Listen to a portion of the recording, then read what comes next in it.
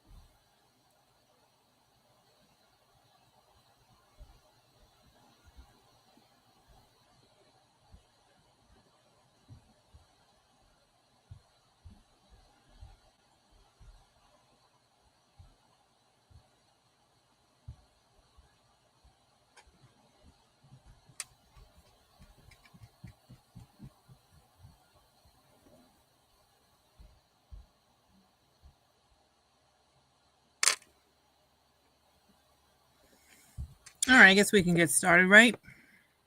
Yeah. All right, well, hi, everyone. I'm Helen Partlow. I'm an attorney at Waypoint Immigration, and I specialize in EB-2 NIW. So this week, we're going to talk about how to show that your work is in the national interest. So I'm going to back up just a minute. The NIW is the National Interest Waiver, employment-based second preference. So this application, you don't need an employer to sponsor you. You don't need anything like that. You can sponsor yourself. So you can have a lot more freedom by doing that. So this is open to people in America, outside of America. It doesn't really matter where you are physically located. Anyone can, as long as you qualify for the basis of the NIW, that part is not really taken into consideration. So this does lead to a green card. For most people around the world, it'll be about 3 to 5 years until you get your green card. But those from China or especially India, the wait is much, much longer because of the giant backlog. So if you do want to come to America sooner, or you are already in America, you'd have to stay in whatever status, what status you're in now, or change to a different status while you're waiting for your green card. So if you're on OPT or something, you can consider switching to H-1B if you can have someone put you in for the lottery, maybe a cap exempt H-1B. That way you don't have to go for the lottery if you're a researcher. And if you are an H-1B, I'm saying H-1B a lot because most of our clients are in that status if they are in America. And if you are an H-1B, you can use this approved application to extend your H-1B. And if you happen to be married and your spouse is on H-4 and you get this approved with the I-140, your H-4 spouse can get an EAD. So that's a couple added bonuses for the NIW. You don't need your company to do it. You can bring it on your own. It gives you extensions if you're on H-1B, or if your spouse can get an EAD if they're H-4. And you can also change employers. So this follows you and your work.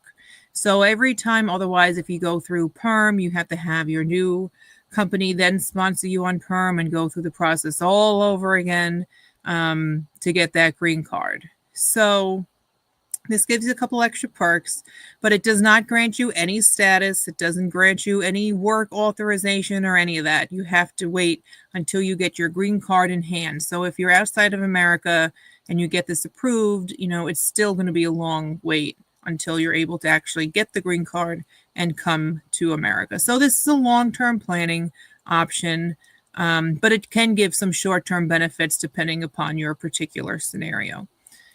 So with that in mind, the NIW stands for National Interest Waiver, and this is showing that your work is in the national interest of America. So that means that your work aligns with different goals that the country has overall. And that your work benefits more than just your employer. So that's the really important part. You really need both of those, that it aligns with goals America has and you're benefiting more than your employer. So America wants to know, like, what's in it for them. Because normally the idea is if you're in America, you go through the perm process and you get your green card that way. So they want to know if you're going to bypass that typical kind of process, what's in it for America. That's why I call it like the greedy American visa in a way, because if you're working for Google, you're benefiting Google. But America's like, okay, well, that's great for Google, but how is that helpful to me? How is that helpful to the United States? Like, what are you doing beyond Google? How is your work kind of transcending in that way? And, a lot of these applicants are in the STEM field because that is kind of easier to show, how science and innovation and things like that does extend beyond just any one particular company.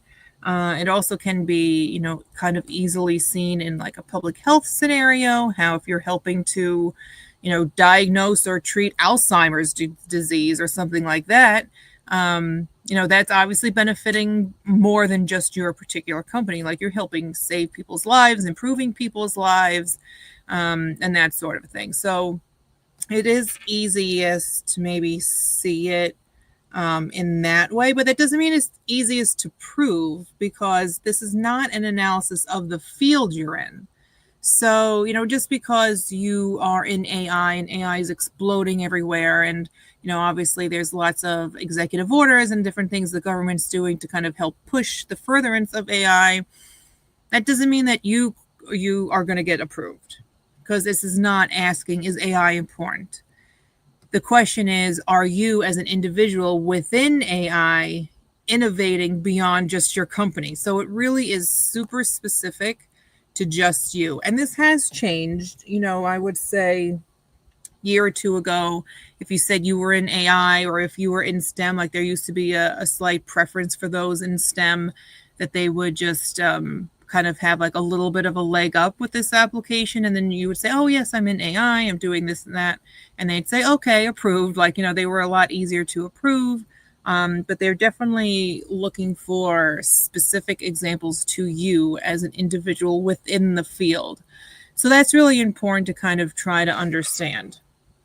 And, I did write down, I got a couple of examples here. So with, so this is like more specific to, tech people, my examples here.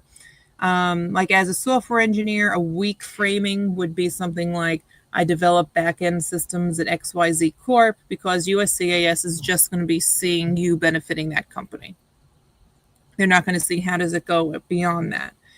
But if you say something like, I design scalable data infrastructure that supports secure medical record exchange, enabling nationwide interoperability and in healthcare IT systems, that's showing how it goes beyond just your company, how it's scalable and how it's impactful beyond your company's borders, so to speak.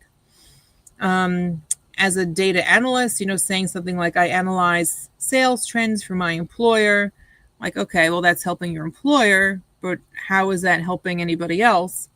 But if you say something like, I develop data models for early fraud detection in financial transactions, supporting national financial security and consumer protection, you can then see how that does go beyond just the company, and you're helping others outside of the company and helping to keep things developing. And because with cybersecurity and tech overall, things are always changing so much. And then if you're in AI, saying something like, I advanced explainable AI for medical imaging, which improves diagnostic accuracy, supports FDA priorities, and addresses physician shortages nationwide, you can see how that would be beneficial beyond just your company, and how that has like that trickle effect outside of those walls. So, saying anything like, I just code, or I just do something, and like if you just implement existing code to your company or your end client or something like that, that's really like a closed universe. We want to know how is it going beyond that little closed universe of yours to trickling out into the industry, to people outside of your company, to America, and those sorts of things. So that everything kind of boils down to having a proposed endeavor that shows how you are working beyond just your company. So when we say, like, the whole point of today was to show how your work is in the national interest, you have to know how to explain your proposed endeavor. That is absolutely the foundation of the entire application, and they don't want to just, hear, oh, I'm going to continue working at Google or Meta or wherever the heck you are. It doesn't have to be tech. They want to know, what are you going to help develop? What are you going to help scale? What are you going to help, implement beyond just your company? And where does that impact land? Does that land in the health space? Does that land in like tech innovation? Does that land with economic impact? And it could land in multiple areas. Like, it doesn't have to only be in one of these sections. It could be in, multiple subsections.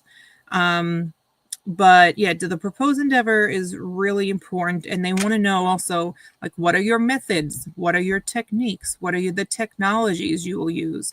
What's your short-term goals? What are your long-term goals? So really explaining that proposed endeavor is really tightly, it's tightly attached to all three prongs, but I typically see a lot of the analysis of the proposed endeavor under prong 1, where it's talking about national importance. So this is where they want to know, what exactly are you doing?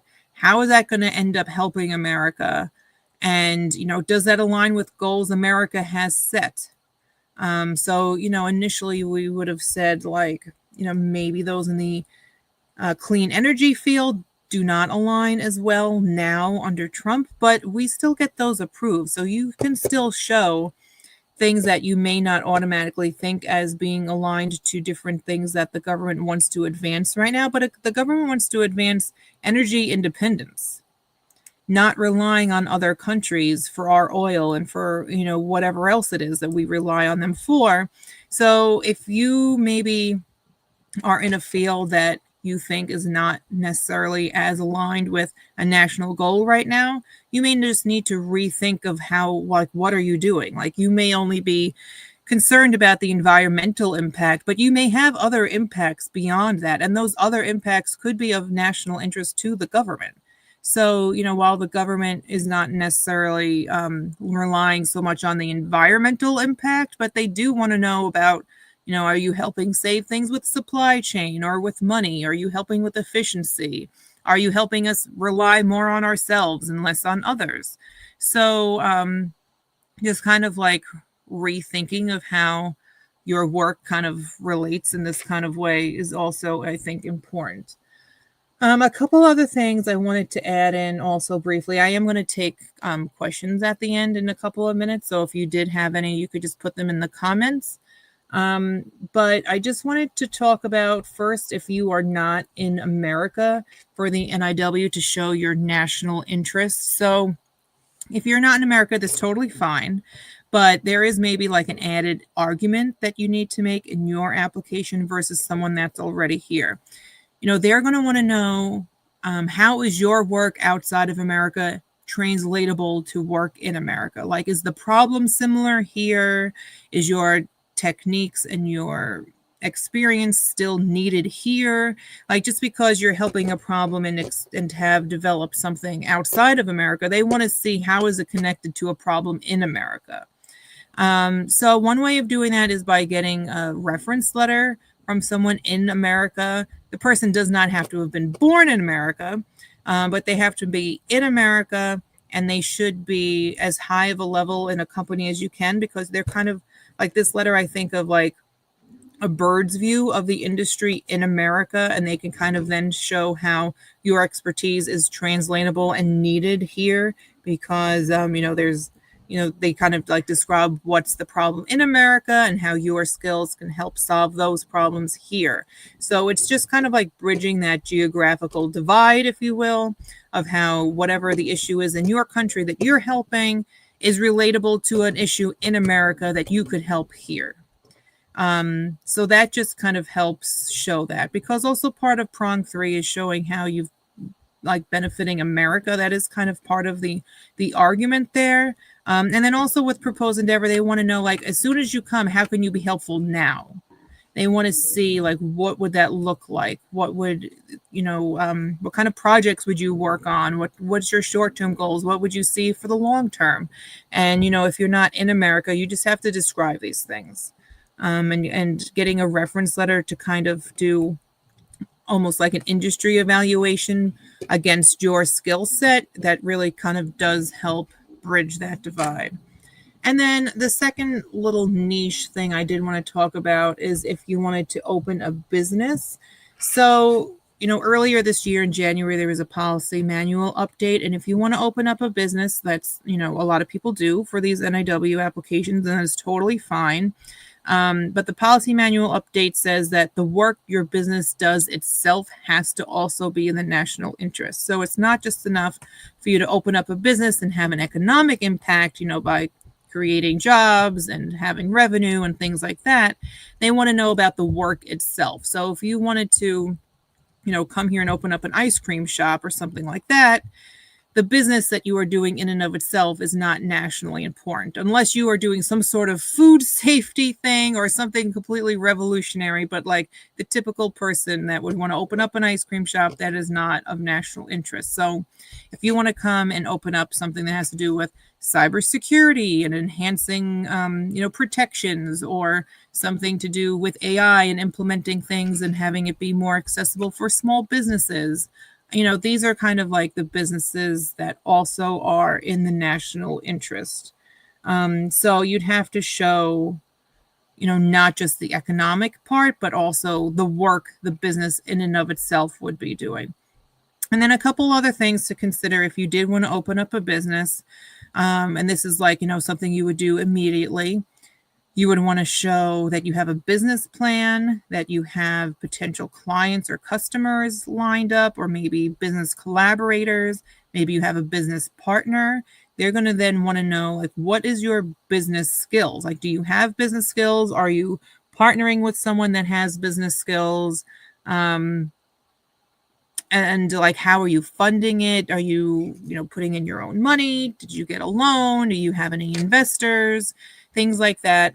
They want to know a lot more if you want to open up a business. And that could be great for an NIW. Like, it still could work really well. You just have to make sure you have additional documents, like maybe something with a proof of concept, a 5-year plan or something like that to kind of show, in year 1, these are my goals, year 2, year 3, maybe talking about how you plan on scaling it, or hiring more people, what kind of revenue you think you may generate. Also, getting letters from people that show that there is a need for your business. So yeah, there's just a couple other things to consider, but that is definitely still, a good avenue for NIW applicants. So these are just a couple ideas to talk about, showing how your business is in the national interest, or your future work is in the national interest, and, showing how it goes beyond that company. We really want to show anything with like measurable impact is really high quality, I would say, and also very hard to get. So anything that can show that, you helped with cost savings or efficiency, or, other things that's scalable, that it could be adopted by others, or maybe you have a lot of activities outside of your employment and you're, going to conferences a lot, you have publications, you go to a lot of speaking engagements, or you're on a committee or a panel, or, judging things or doing peer review and things like that. So that's pretty much everything I wanted to say, and I wanted to now move over to any sort of comments. But before I do take the first question, I did want to just mention that you could go to waypointimmigration.org, and at the top you'll see a tab that says appointments, and we do specifically EB-2 NIW. consultations, EB-1A. We do marriage, we do career planning, we do layoffs, we do a bunch of different things there. So Waypoint is definitely like a good resource for each person as an individual. We do not represent any companies. We think that everyone should have their own representation and have someone they can go to talk to about their own immigration journey pathway. So yeah, waypointimmigration.org if you did want to do a consultation to talk about something specific. But if you want to ask me general questions, I'm happy to answer those now.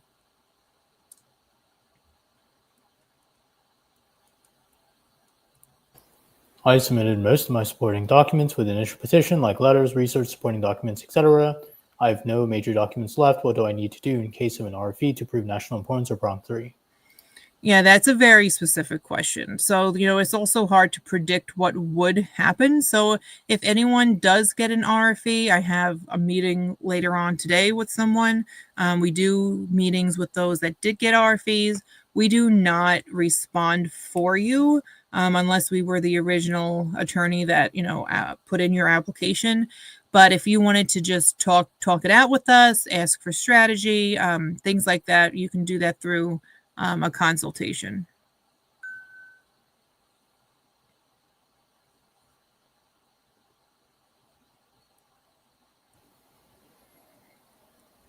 So I don't see any other questions.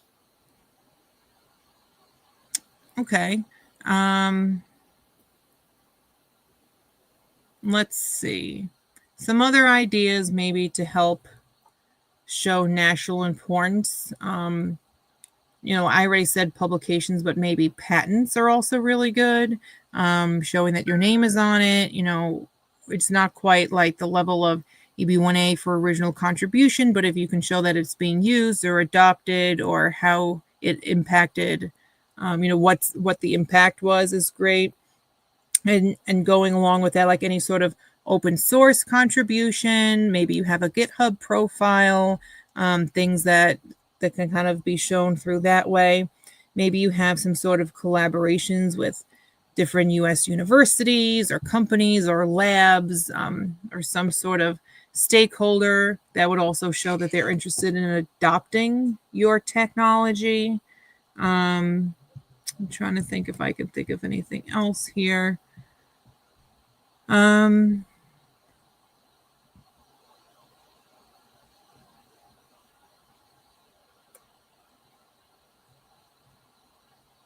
Yeah, I think I feel like I've covered pretty much everything. When discussing the substantial merits in national importance in EB-2 NIW, is it a must to reference whitehouse.gov fact sheet? I mean, if it supports your case, I wouldn't just add it just to add it. If there is a national priority that aligns with what your proposed endeavor is, and they do have a fact sheet, then yes, I would absolutely include that and explain what this national initiative is and how your proposed endeavor can help support it.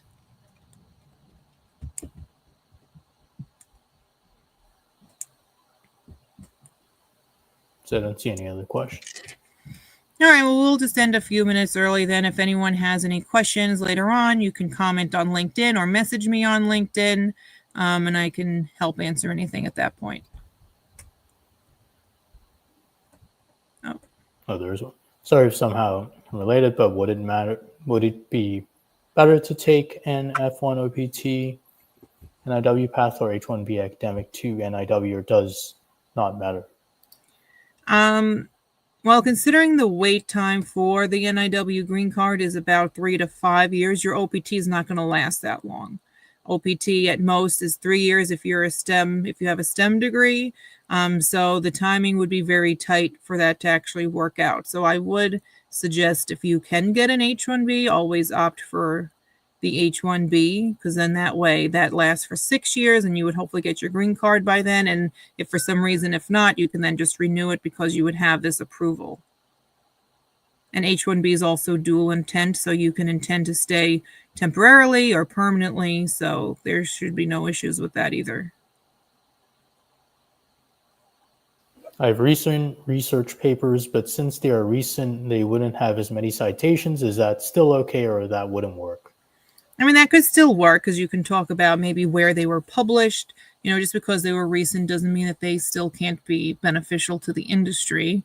So I would maybe talk about where they were published. If you have any other previous publications, kind of showing like a record of it, is probably better. If you have like 6 publications in a 3-month time span, that kind of maybe would raise some flags as to like how genuine or the longevity of your contributions would be. But if you have, maybe you're just starting your PhD and you're not that far into it and you only have a few things to show, that sort of a thing, like that all makes sense. I mean, that's normal, not to have like a whole pile of publications. It just depends on your particular scenario.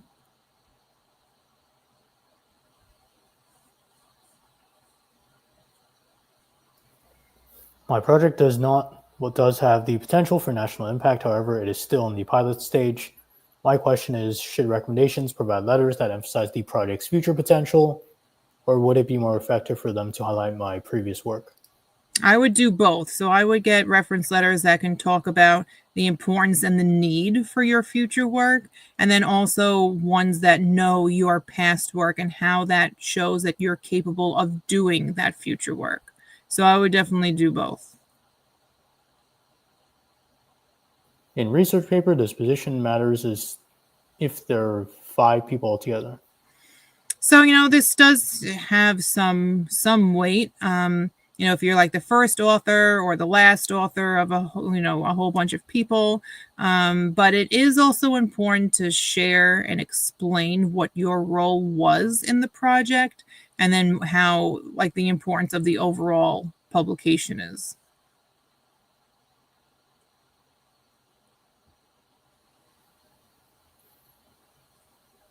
So no other questions?